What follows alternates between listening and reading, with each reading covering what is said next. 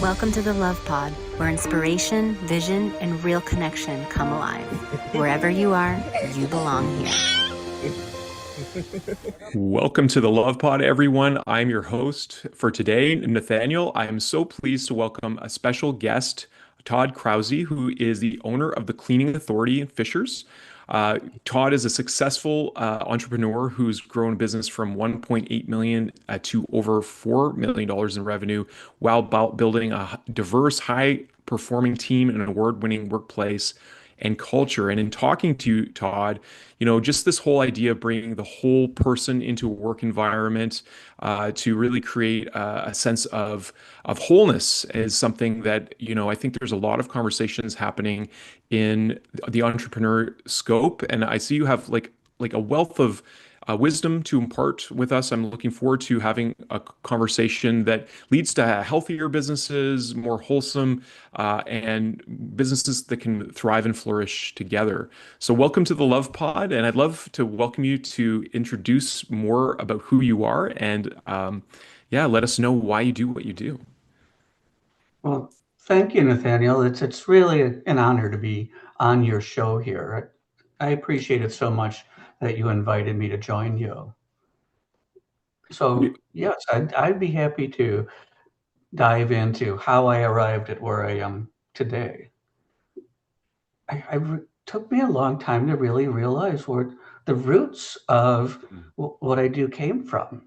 And I dug into it and thought about it and traced it all the way back to my father and the way he would take care of his customers. Grew up in southeastern Wisconsin in a rural community about halfway between Milwaukee and Madison. If you visited that community today, it looks nothing like it did when I grew up. It's built up so much. But in that day, we really were out in the middle of the country, and he owned and operated a milk hauling business. So I would ride along with him, and he would fix things for the farmers in their milk houses, on their farms, clean things for them that might result in them being flagged by an inspector and possibly shut down due to existing health concerns. But he would do it unasked. He would just notice something and take care of it. He always left things a little better than the way he found them. And I realized over time that I was doing that too. And one step further than that, it was how he cared about his customers. I carried that with me into the world of business. And I found that I was taking care of and protecting the people who worked for me. At first, when I was just a manager, before I ever even owned my own businesses, I was protecting and taking care of and looking out for my team.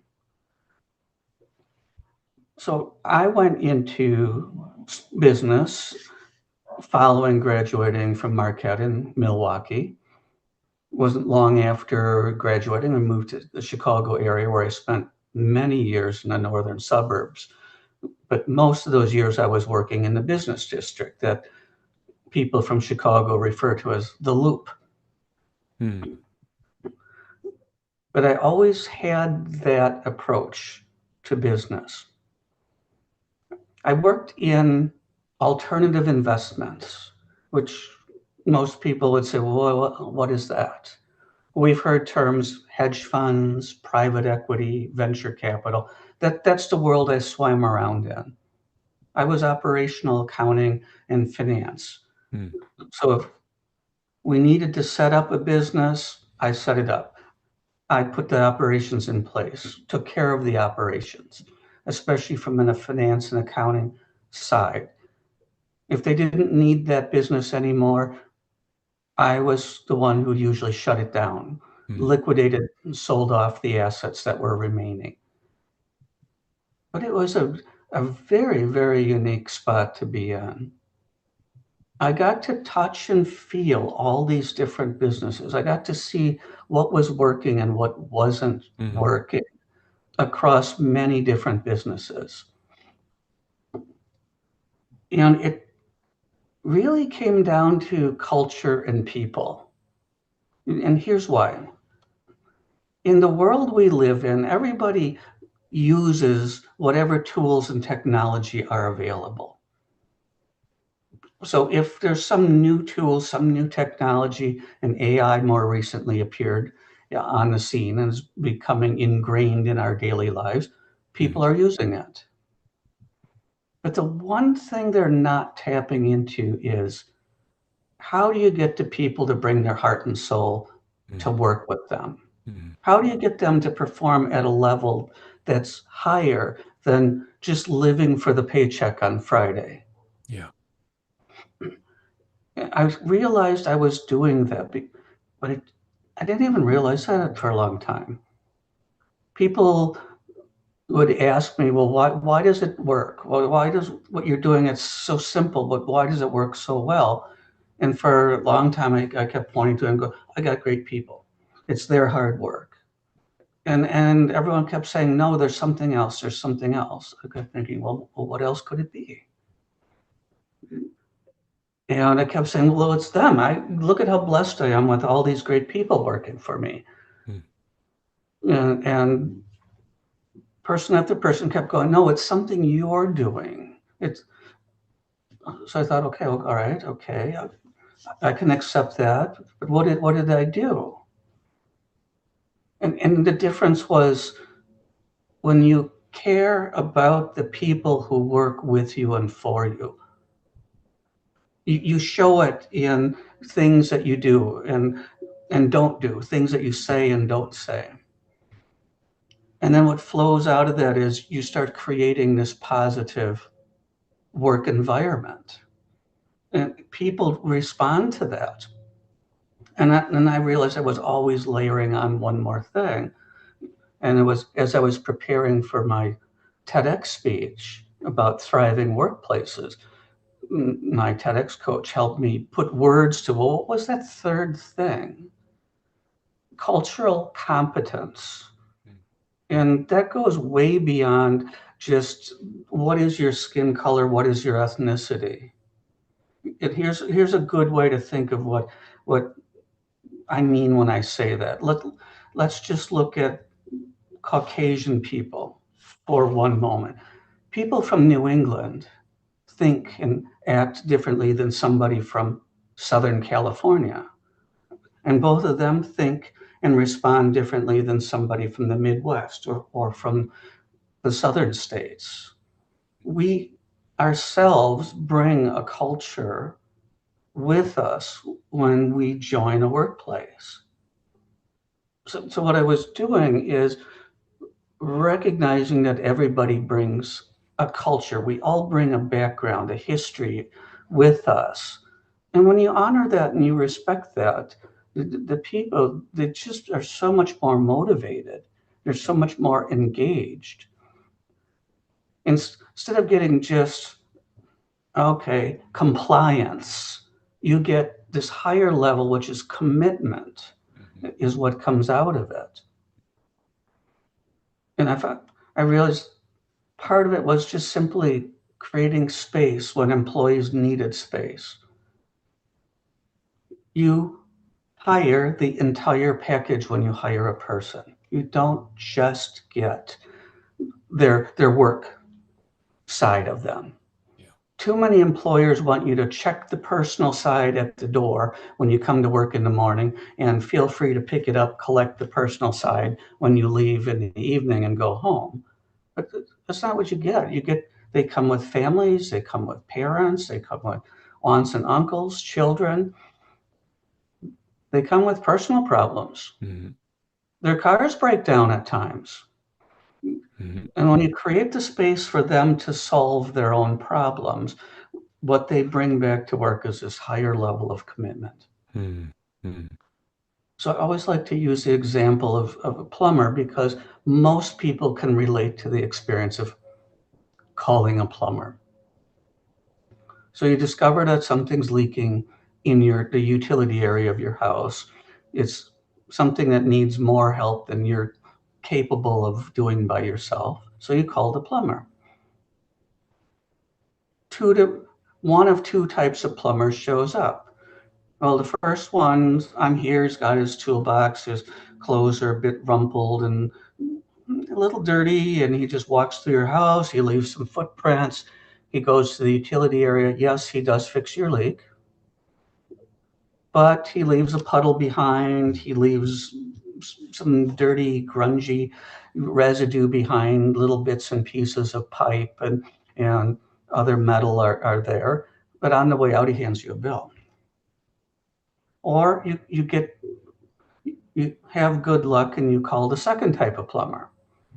Nicely pressed uniform, tools are clean, they're wiped clean. Before setting foot into your house, he puts on shoe covers. Now he walks through the house, no footprints. He fixes your leak too. But before he leaves, he's wiping up and cleaning up. And the area in your utility room where he works looks cleaner than you've ever seen it before. And yes, he'd like to get paid too. So you still get the bill. But which of those experiences do you want? Who are you going to call next time? And almost everybody without exception says, I want plumber number 2. Yeah. So it becomes a competitive advantage in the world we work in, because so many businesses are busy sending this message, whether it's spoken outright or implied, that employees are expensive. We pay you a lot of money and you better be appreciative of it. And we leave work every day feeling unappreciated. Yes, there are some people, and I continue to be amazed at how they can still rise above that and always bring commitment to it. But that's not the norm. The average typical employee goes home feeling discouraged. That discouragement impacts their performance, the quality of what they do. It's a difference between getting the job done and getting it done well. So that implied message that, oh, you're expensive, we're paying you too much. Employees see what the upper management and the business owners get. They might not know the exact dollar amounts, but they're not stupid, they're not blind. They can see that you're living very comfortably, and the employees are often struggling to pay their bills. So little acts of appreciation do some amazing things for performance. Yeah. In a world where your competition doesn't do that, that becomes your defining unfair advantage. But there's real math behind it. And there's real reason to want to do this, because employees who feel appreciated, who come to work in a positive environment, who feel like their cultural background and what's unique about them is respected, they stay longer. You have less turnover, less cost for searching for and hiring employees, less training expenses, less money spent on people going through that learning curve as they go from a new employee who makes new employee mistakes to a seasoned employee that can recognize and prevent a problem before it happens.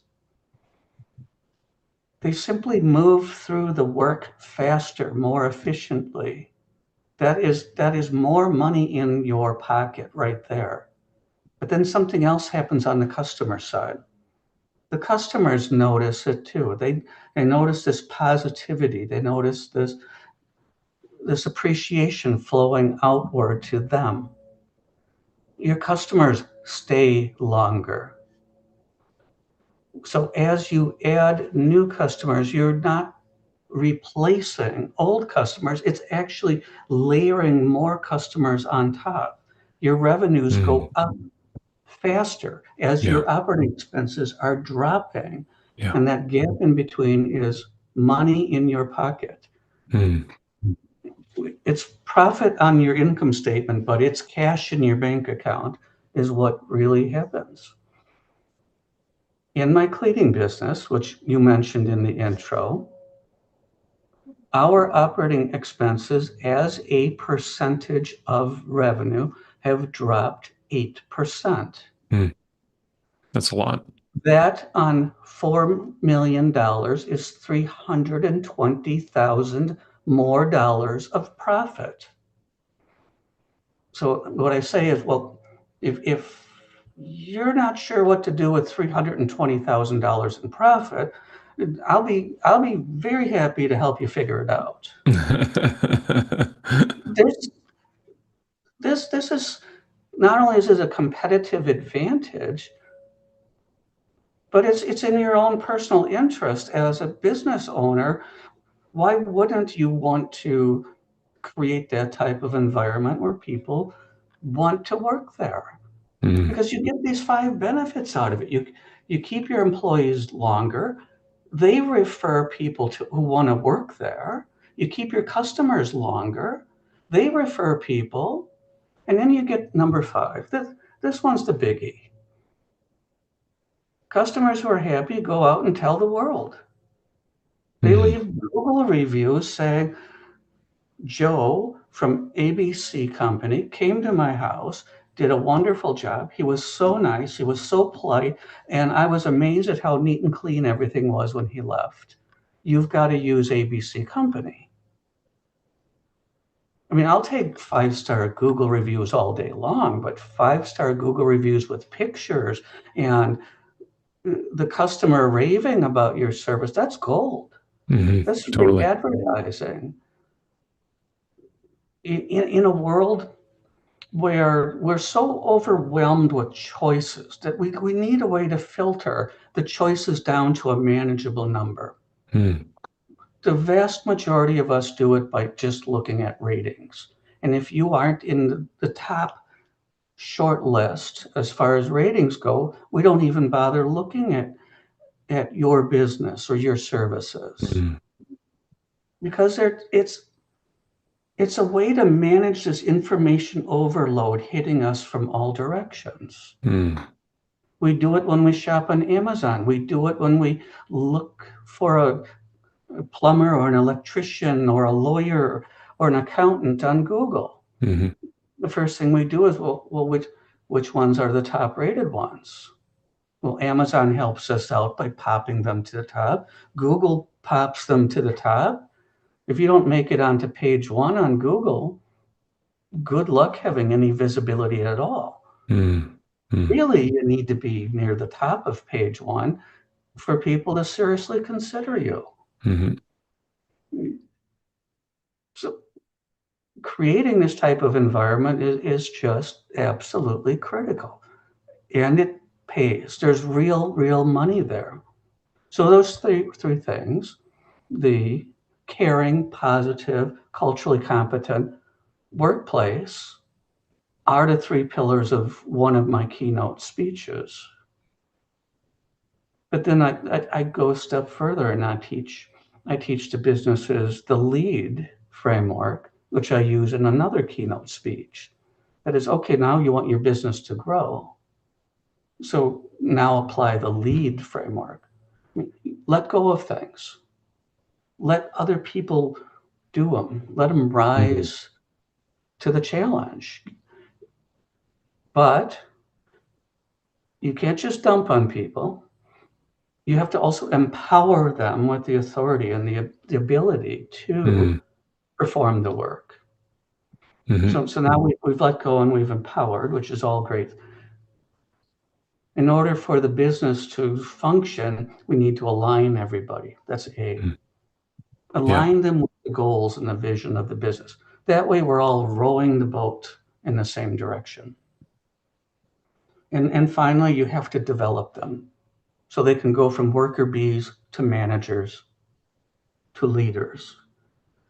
Develop is so much more than having them sit in the conference room watching training videos. Yeah. Yeah. Develop is every conversation you have with them about decisions you made, how you made them, why you made the decision that you did, is developing people. It happens standing in the hallway. It happens by the coffee machine. It happens as you're walking to the restroom. All of those, imparting all those little bits of knowledge to them is developing them. Mhm. So I go back to the cleaning authority, and every single one of my 5 managers started their life as a cleaner. And I've been blessed with watching them grow and watching them evolve. I noticed them, first of all, as a cleaner and thought they have management potential. So it elevated them into managers. And they went through these stages of growth. At first, they would say, "Oh, Todd, we have a problem. What do we do?" And I would say, "Well, we could do option 1 or option 2 or option 3, which I think would solve the problem." We talk about it some. I would get their perspective on it because they knew what it felt like to be in the trenches, scrubbing toilets and showers and vacuuming. But then we got to the next level where they would come to me and say, "Todd, we have a problem. We think we could do 1, 2, or 3. What do you want to do?" Well, see, now they're starting to bring solutions Mhm. in addition to reporting the problem. So again, we would talk about it. And then after a while, we got to the third level of development where they would come to me and say, "Well, Todd, we have this problem, but this is how we already solved it." Mhm. And I'm like, wow. Once you get some of this stuff off your desk, it's unbelievably liberating. It Mhm. just gives you time and space to do so much more for your business. Yeah. And then now we're at the fourth level. Most of the time, I don't even hear about problems unless there's something big. Then they come to me and they say, "FYI, just we think you would want to know that this happened, but we already took care of it." But all the little problems that I used to hear about, they just take care of them. They just solve them. Life Mhm. goes on. And that has really freed me up to say, what do I do with this message inside of me? Because I've always felt like there's just this message that's just Mhm. dying out. So that's where I started with the public speaking and working directly with businesses to help them grow. Mhm. Now I can take it to a broader audience and share what I learned with them. That's really how we came together today, was me looking for a way to share what I learned with a broader audience. Yeah. Yeah. I appreciate so much of what you have to share, Todd, because, it really shows the spectrum. I grew up with a father who's a self-employed cabinet maker, and I've worked with some other self-employed tradespeople, and that kind of work ethic, I think, is something I would say is like when you grow up in the country, it's like common sense, like you see something that needs to be cleaned or see something that needs to be done and you do it. And I felt like being next to my dad, I noticed that with a lot of jobs, it was always very much about, that level of respect. And I've also experienced life in the corporate environment, where you talked even before we came on the call that not a lot of businesses operate this way. And it's all about, meeting certain metrics, having the checklists done, and reporting to the shareholders or whatever, and missing out on the whole person that is at the front lines, who is often feeling overwhelmed, feeling unappreciated. I've gone through, some team lead opportunities myself where I was grateful to have a team, and there was a unionization process going.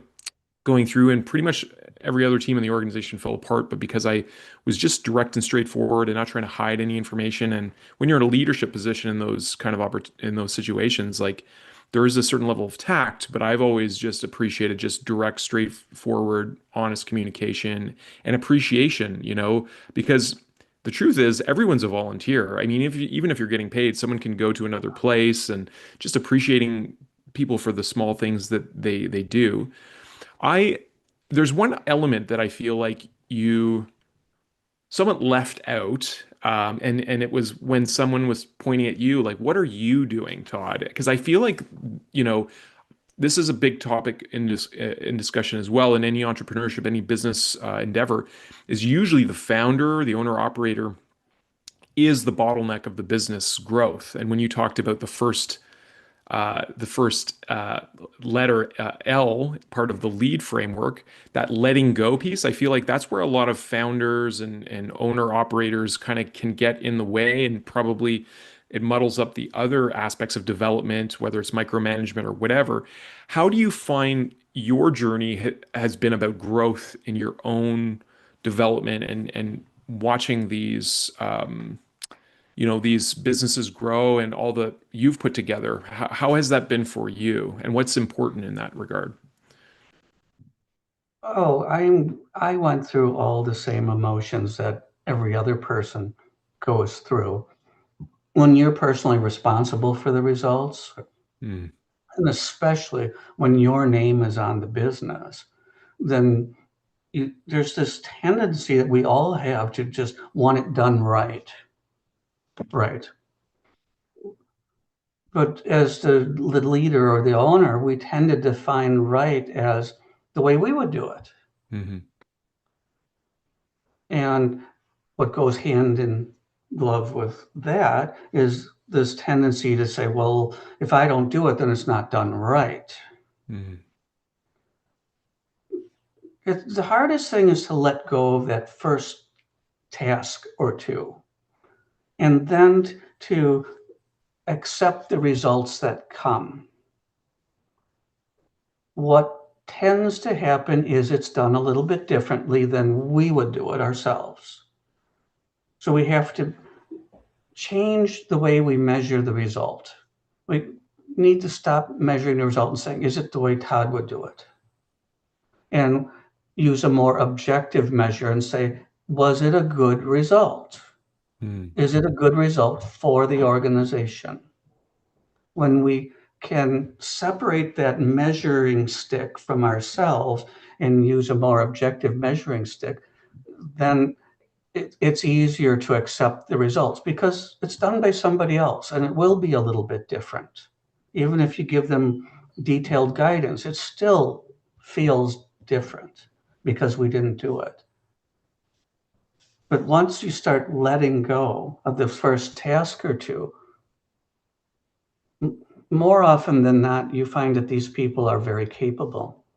mhm, And they rise to the challenge in ways that surprise us. mhm, And when we encourage them to bring their own ideas and their own thoughts to the table, they often come back with answers and solutions that we would have never thought of ourselves. mhm, mhm, So it's really that getting that door pried open so that we can let go of the first few tasks.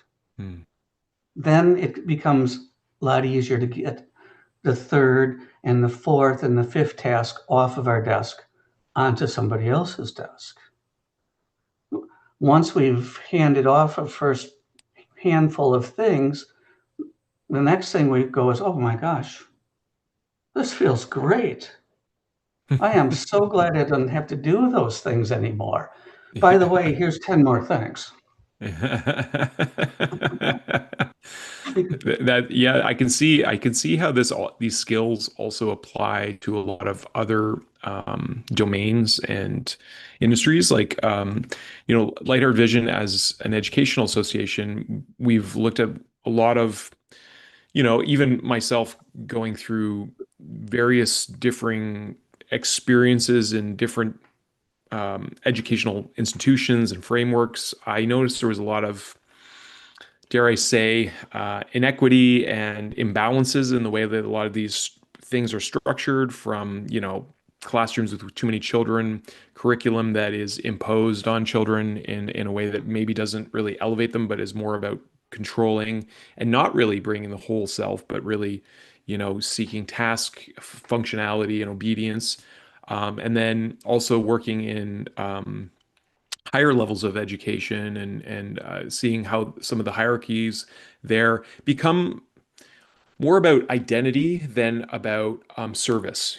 Someone gets a title and then that's who they are, instead of like, my background's more in Indigenous wellness, and this idea of the inverse pyramid, where the leaders, in whatever capacity that is really the servant of all, and they see like the role of humankind is not the dominators. In every circle I've been, it's the stewards. And I what so much of what you said is really about that stewardship mentality of like going that extra mile, serving people in the way that we would appreciate to be served, and also creating, like you said, that space for someone to bring in their cultural background, their unique mind and heart and soul, so that they can be of service and really create a dynamic environment of synergy, right? Because, as you were talking about the math, that businesses, like, you have less turnover, which obviously is probably one of the biggest costs that you could have as a business, because all the money that goes into training someone and the time loss and all this stuff. And then also that the retention of customers, like the LTV of a customer, is like essentially a core component of any business. And also the cost of acquiring a customer is down because, there's natural referral systems. But also, I think, from my lens, looking at this thing, it's also about the relationships, because businesses obviously need to have, those bottom lines of profit satisfied. But I really think that this new paradigm we're going into, especially with emergent technologies, like you mentioned AI, and there's other things like blockchain, which is going to allow much more peer-to-peer, a lot less middlemen organizations that are controlling things, and even some of our slow burn technologies like virtual reality, augmented reality. I like to call them XR, extended reality technologies, are going to change the way we're doing business and the way we're interacting right now. I mean, we wouldn't have probably been doing this 10 years ago, Todd. I mean, it's pretty fantastic the way that we're connecting. So everything's changing really rapidly. But what I'm hearing from you is like those core human principles of relationships and being of service, having a heart of service and a mind of consideration and care for our neighbors is really invaluable, and probably is going to be the differentiator for businesses that flourish and thrive, and those that just will vanish in especially rapidly accelerating places. What do you think about what I'm sharing in this regard? I think you're spot on. First of all, we throw this around almost like cliche, but it's so true. We've never been more connected ever in the past, and at the same time disconnected from each other. Texting and messaging, emails, yes, they do, to a point, keep us in touch with each other. But beyond that point, it doesn't fulfill some of our most basic needs as a human being, for real connection and touch, and the conversation that happens over a meal or sitting next to each other in a workplace, chatting while we're doing the work. Those are the things that people remember long afterward. Is, oh, we were joking around about somebody's, what they wore, or how they did their hair, or whatever else was going on. Something really crazy happened in the break room. Long after we've forgotten whatever it was we were doing for our customers and clients, those little moments of connection. Because business is there to serve people ultimately. Mm. If we don't have people to service, then what do we need a business for? Yeah, good question.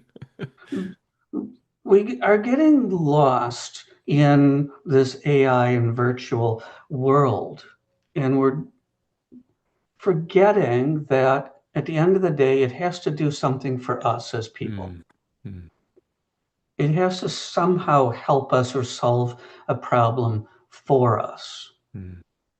It- Automation, robots, AI, there's no purpose for them if we're not helping people. Mm. Mm.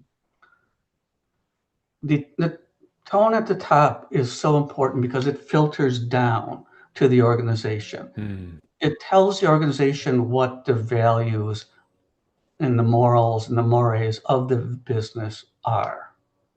Yeah. It's also going to set the tone for how much turnover there is. Hmm. When people feel valued, when they feel authenticated, when they feel like somebody cares, they'll they will stay. Hmm. And when that's gone, they will leave.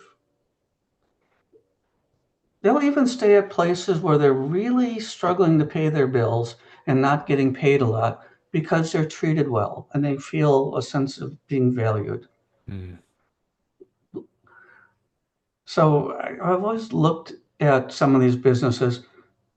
I never gave myself a big title. I never liked it Hmm. personally. I felt like titles create distance. Hmm. Hmm. I've always asked everybody who works for me to just call me Todd. Hmm. And when someone says, well, what are you? I go, well, actually, I'm the owner. I don't run around and call myself CEO or president. I don't like those titles. Hmm. That's my personality. Yeah. Yeah, But I as see that I in you. help other organizations, I see people who like those titles very much. Hmm. And you do send a message if you choose to use those titles and how often you tend to use those titles in conversation and communication. There's a certain messaging that goes along with that. Yeah. So I've always tried to bring it down to the level of connection with the people. Hmm. Hmm. And we definitely have always done servant leadership. I and the managers have gone out and changed flat tires on cleaners' cars so they could keep going and earn their paychecks. In the wintertime, when they've slid off the roads into the ditches, we've gone and pushed them out of the ditch, Mm. dug them out of snow drifts. When cleaners were busy taking care of life and their cars were getting cluttered, we've even taken their cars and had them washed and Mm. cleaned for them. If when their cars are broken down, we've driven them from one location to the next so they could continue cleaning and they would get their paycheck on Friday. Mm. And those little acts of kindness have just paid dividends over and over and over again. Yeah. And I think in ways that probably are seeable now because I part of the purpose of Lightheart Vision, Todd, is to build conscious bridges between communities and entrepreneurs like yourself and parents and educators. And really it's about gathering higher visions for our world. And one of the most profound sources of inspiration that I've found, because I've had a pretty interesting journey that has often made me question a lot of things about reality. And we're in a time now with I've had a lot of young people ask me directly, do you think that this is just a simulation? Because that's part of the conversations now that's happening, and we have some well-known figures that are purporting, we're just in a video game simulation, and this is I think a very dangerous kind of belief, and there's lots of beliefs that humankind has had over its development that can be very dangerous because when we stop remembering that there's a living, breathing human being who is a whole person at the other side of the table or the car who needs assistance and all these things, we lose that very thing that makes us wholesome and human in a heart and a heartfelt individual. And I do believe that every loving thought and act actually goes towards filling the cup of what I like to call heaven, heaven on Mother Earth, home. And really, I would love to see this world come into a coherent state where we are in harmony truly with all of our neighbors. I love that sentiment of, Mr. Rogers, who talked about being a caring neighbor. And I feel like this is a really important time where there is so much seeming polarity and identification with certain things, or people who are very pro AI, or people who are very afraid of it.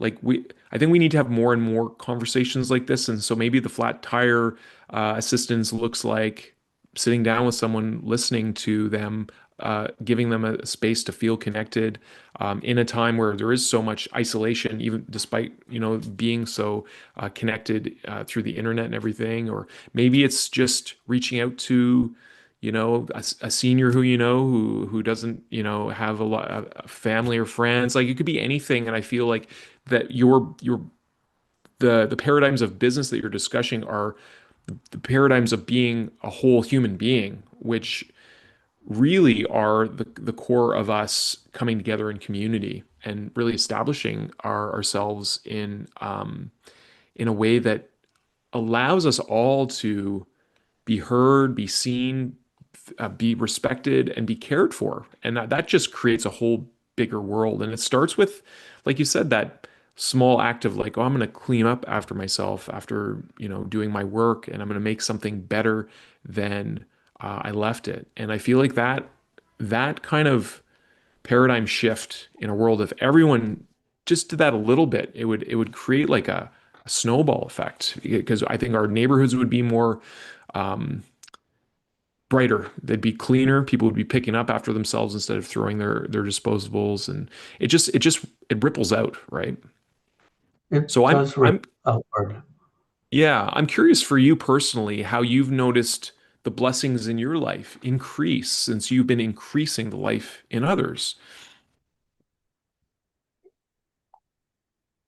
I still, every time somebody does something for me and it's not, I never ask for it, it always sort of comes to me and arrives in this place of wow, somebody cares. Somebody cared enough to take the time and make the effort to do something for me. And I have a manager named Patty, and I've gone through some difficult times during the time that she's worked with and for me. She's always been the one who comes up and quietly gives me a big hug, and it's so wonderful. Mm, mm, There's those little connecting moments, even if we don't exchange a lot of words. It's just been really, mm, really wonderful. And I would so much like our society to get back to the place it was in the past where we can talk to each other again, and we stop shouting at each other and putting each other down just because somebody thinks there's a different way to do something, mm, just mm. because somebody has a different opinion. Yeah, And I don't know, I miss those days a lot, yeah, when neighbors could lean over the fence or share a cup of coffee or something like that and actually communicate, yeah. even though they had a different political view, a different Mhm. view on what's the right thing to do in the situation in front of them. Yeah, Somehow we lost that. yeah. And if you don't look like me, talk like me, I don't want to talk to you. Hmm. If you don't believe what I believe, I'm going to shout you down. I'm going to call you names. How did we get there? To me, it's just so painful. It is. It's interesting you bring this up, Todd. Recently, I've been inspired with a new model because really at the heart of what we're doing is building, like I said, bridges between communities, and we have our own community. And I look at the root etymology of a lot of things, and to me, community is about communicating our unity. And I feel like where we got to such this divergent polarization of is really about um, this ideology of scarcity, which has led to fear. Like if there's not enough, then we have to fight for resources and all this thing. And one of the interesting players who I've been inspired kind of in a divine way recently to look more into has been Buckminster Fuller. And he's the inventor of the geodesic domes. And I remember as a teenager saying, like, why don't we have geodesic domes up north? Because I'm here in Ontario, Canada. So I think about, kind of relationships maybe a little differently than some folks. And like I said, my background education has been in Indigenous wellness and understanding the perspective of Indigenous peoples and listening to many different elders and how all of life is interconnected.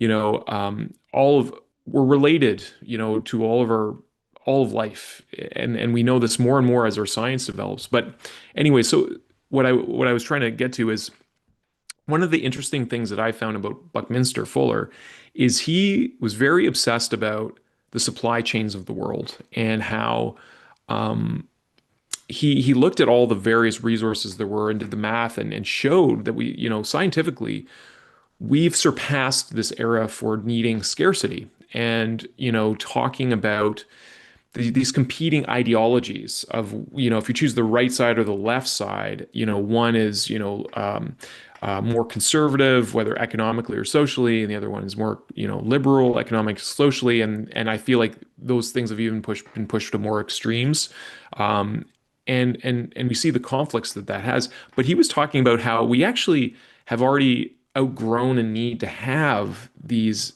decisions of ideologies because scientifically we've shown there's more than enough, and I think also spiritually we've been shown by many different traditions and cultures. I follow the Christ way, and I believe that Christ is our highest potential of expression when we are allowing that heart and that soulful self to really be expressed through our hearts and showing up fully. I believe that that's what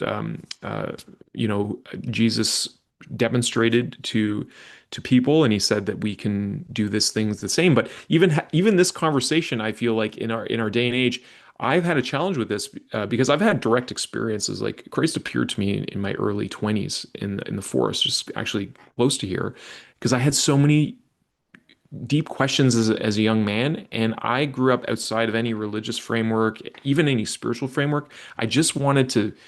I cared about our world. I wanted to make our world a better place, and then becoming a father was really what made me go all in on like I have a soulful purpose here that must I must be an example of so that I can be an example to my daughter and future children. So how can I help others, help them activate and align their soul purposes too? Because I feel like so many people can get lost in those dimensions that you talk about, like the virtual dimensions, the online, and get lost in the fear and that scarcity polarization. Like, are you on the right side or are you on the left side? And I'm really on the side of life. I'm really on the side of children. I'm really on the side of wanting that harmonious world where, like you said, neighbors are helping neighbors to, to fix the tires, to put the barns up, to uh, come together and have meals together, potlucks and things like that. I feel like this is so essential for us as a species. We are a social species. We're not meant to have barricaded walls between us. And yet, I agree with you. There is this growing disconnect in our times. So I've been inspired with this co-creation coherence model. I would love to show it to you because I'd love your perspective from a business point of view, how it can work. It uses a geometric framework that you would recognize instantaneously, and it really is a synthesis of Buckminster Fuller's work, Mr. Rogers' work, and the heart of Christ's teachings that, the golden rule and serving others as we would love to be served, and treating one another as ourselves. I think these are at the heart of everything. I mean, I don't mean to impose any of my beliefs or anything on what you're saying, but I hear that in your practice and how you run businesses, like, and how that creates a foundation of health and well-being rather than this.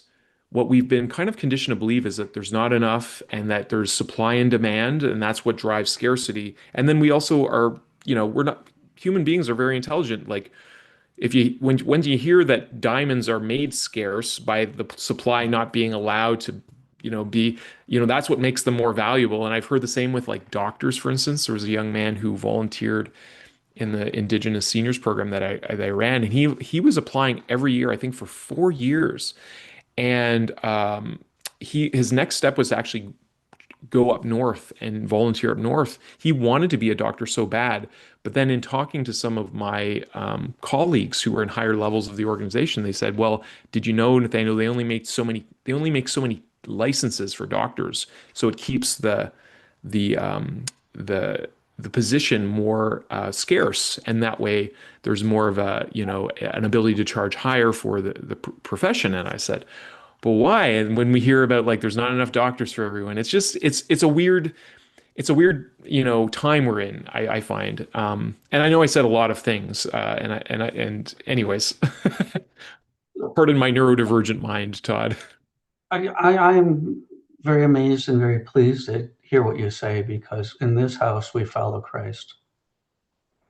And I think I've always, whether I thought of it this way or not, always have followed the example of the Good Samaritan. Hmm. When somebody is in need, you help them. Hmm. And that's what we've been doing. And I've found the more I give away, the more I have. So then I give that away, and then there's more. And there is real abundance in this world.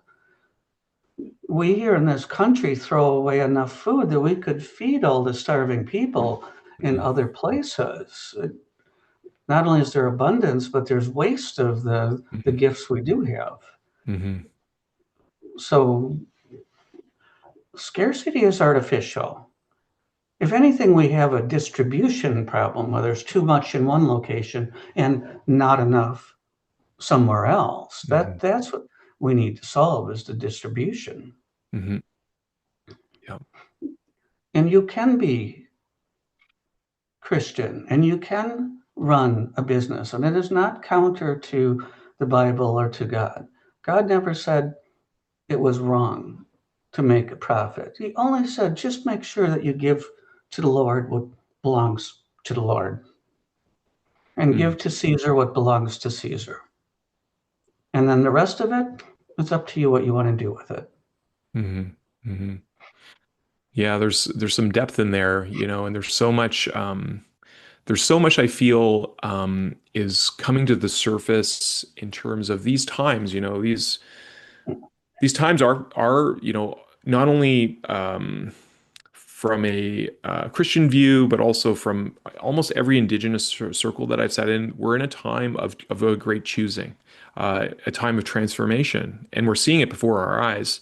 And I feel like what you reminded me at the end of at the beginning of the conversation, I feel like is a beautiful way to wrap the conversation as well. Is it's in the simple actions that really build those connections and foster long-term relationships. Because people can feel if you're just doing something for a buck, and they can feel if you're doing something because you genuinely care and you want to see that person be well and do well and have everything as good as you. I feel like I always questioned and so did I would say, my understanding too. Darwin even questioned the belief that it's survival of the fittest. I feel like it's really the survival of the most cooperative, and we're in a time where you spoke of competitors in business, but I feel like there's even another level where we really truly do become collaborators in because there's more than enough business for everyone to do well. And in my experience as an entrepreneur, I've listened to a lot of people who have been burned, whether it's like burned from like high level, high ticket coaching that didn't pan out, or these like high octane offers. Everyone's looking for a free deal, but then we're forgetting about our principles of freedom that allow us to actually live in a free society where we can, you know, be in relationship with one another's in deeply respectful ways and talk to our neighbors and lean over the fence. And even if we have divergent thought, I feel like the more we have conversation, the better, especially when we have differing perspectives on things, because it allows us to find what's that common heart between us, right? I can see your heart of service, Todd, and I implore you and I appreciate your service because I know it's impacted a lot of other people.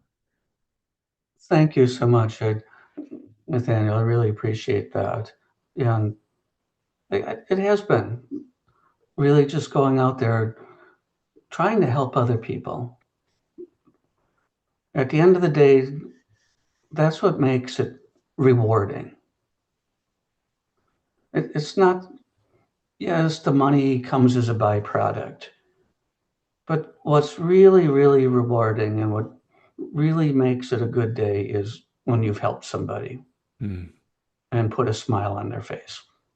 yeah, yeah, I agree. Yeah, wholeheartedly.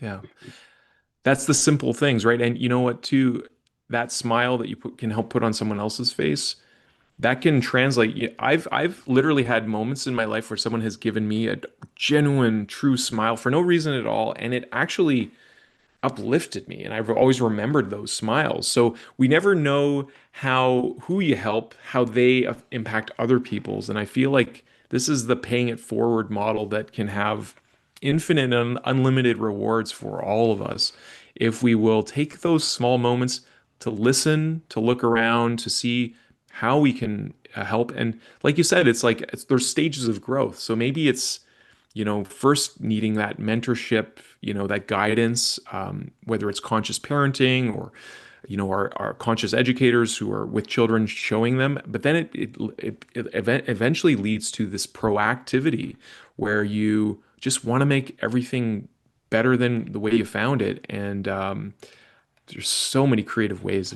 of doing that.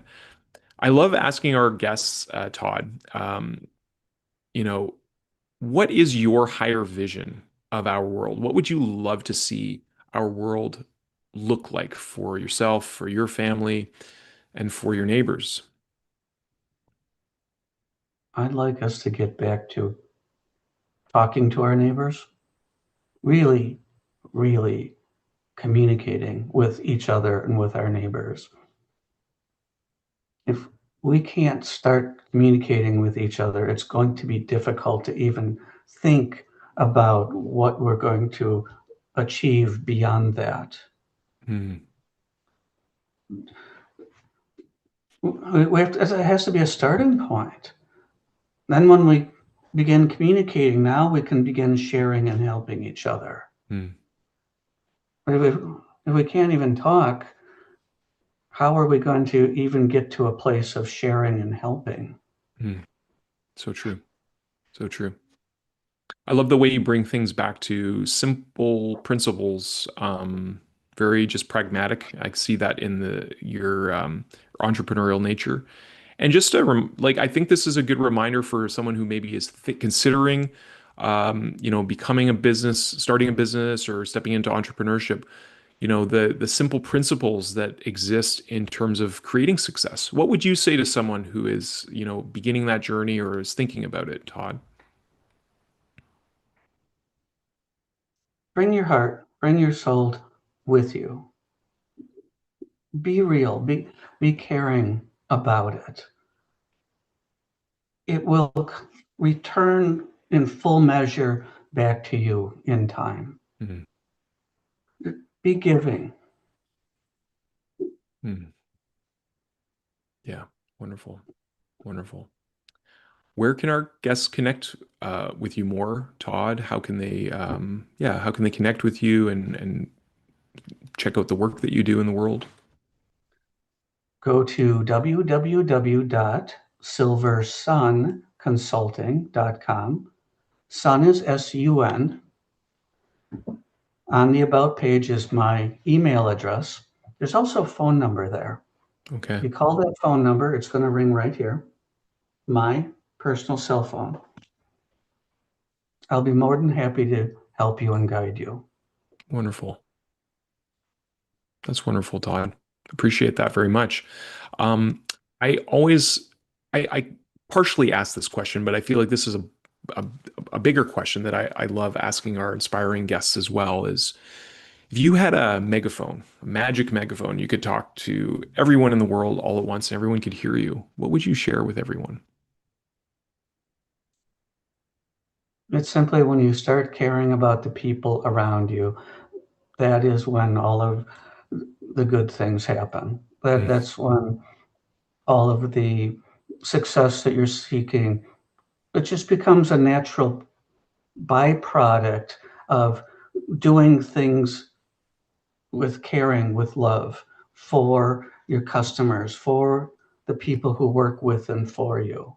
Mm, It comes back to you in profits, in a business that grows, in an organization that's healthy and succeeds in its mission. mm, That's the one thing I realized recently as I was standing in a doctor's office and then explaining to the people there what I was doing.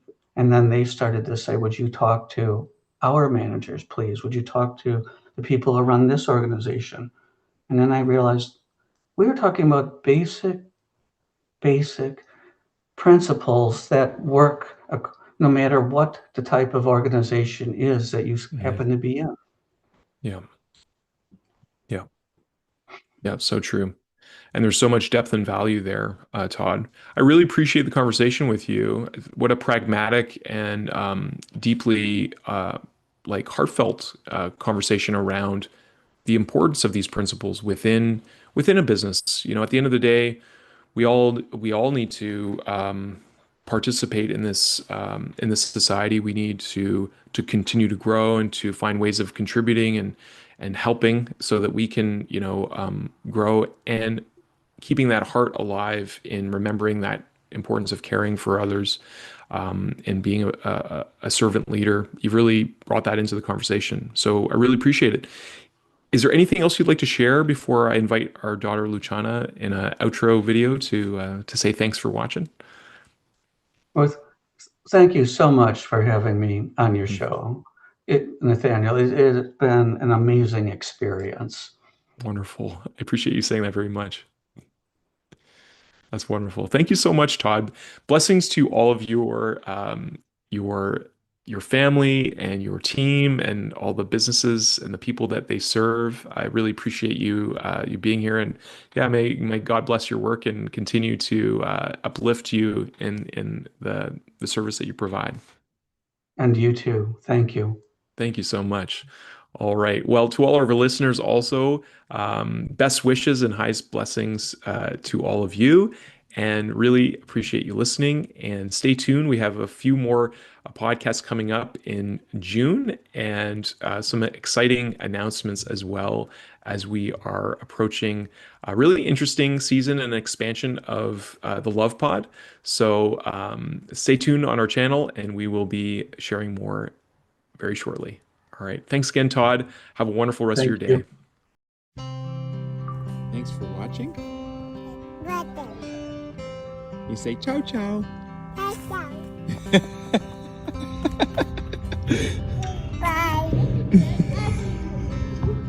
I love you so much.